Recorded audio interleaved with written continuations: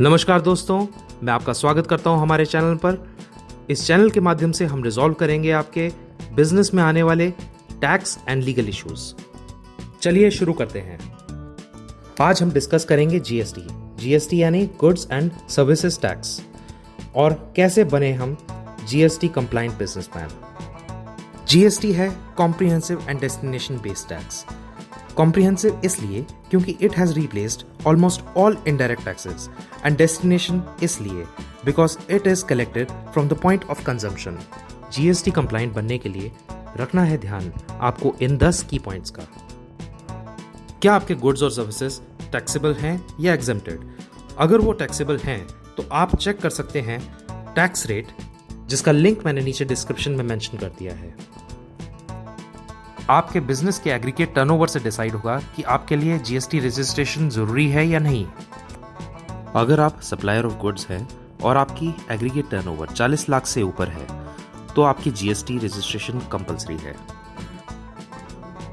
अगर आप service provide करते हैं और आपकी टर्नओवर 20 लाख से ज्यादा है तो भी आपका रजिस्ट्रेशन कंपलसरी है।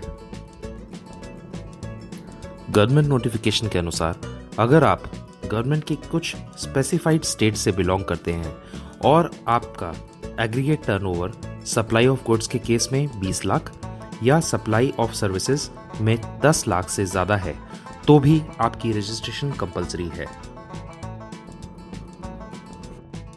पर कुछ केसेस ऐसे भी हैं जहां आपकी रजिस्ट्रेशन मैंडेटरी है irrespective of your aggregate turnover, और वो केसेस हैं interstate supply, casual taxable person, e-commerce operator, supplier of goods through e-commerce operator, non-resident taxable person, liable to deduct TDS or TCS under GST, GST under RCM and others। इन सब concepts को हम detail में discuss करेंगे अपनी आने वाली videos में। अगर आपके गुड्स एंड सर्विसेज रजिस्ट्रेशन के दायरे में आते हैं तो गवर्नमेंट ने आपको 30 दिन का टाइम पीरियड दिया है रजिस्ट्रेशन के लिए।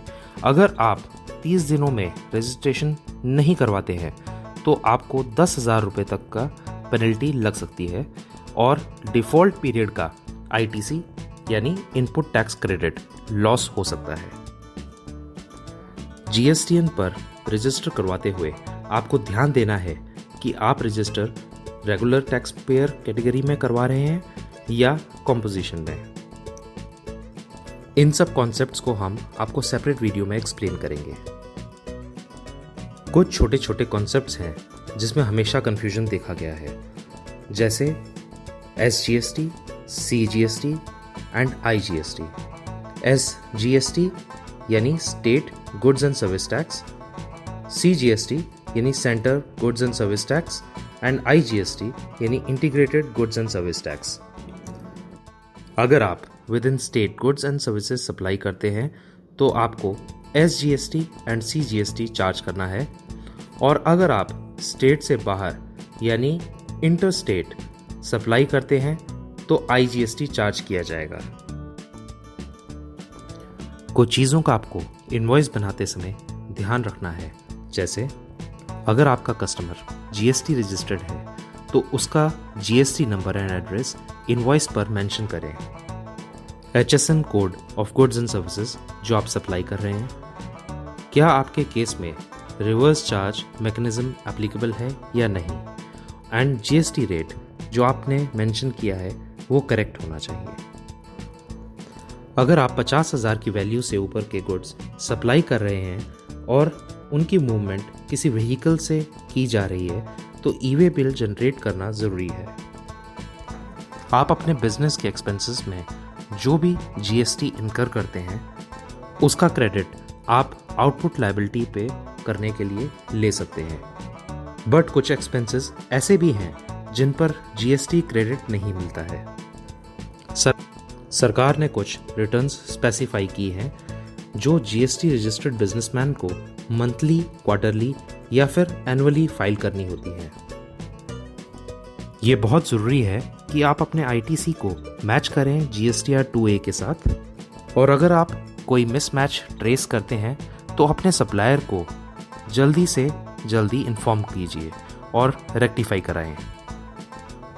अगर आपने जीएसटी बाय मिस्टेक एक्सेस में डिपॉजिट करवाया है या फिर आपकी आउटपुट सप्लाई जीएसटी एग्जेम्प्टेड या निल है, तो आप गवर्नमेंट से जीएसटी रिफंड क्लेम कर सकते हैं। दोस्तों, ये हैं 10 की पॉइंट्स जिनका आपको रखना है ध्यान जीएसटी कंप्लाइंट बनने के लिए।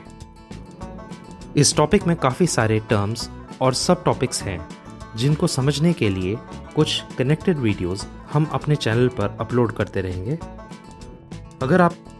अगर आपको हमारी ये वीडियो अच्छी लगी तो इसे प्लीज़ लाइक करें, या आप कोई सजेशन देना चाहते हैं तो नीचे कमेंट सेक्शन में मेंशन कीजिए।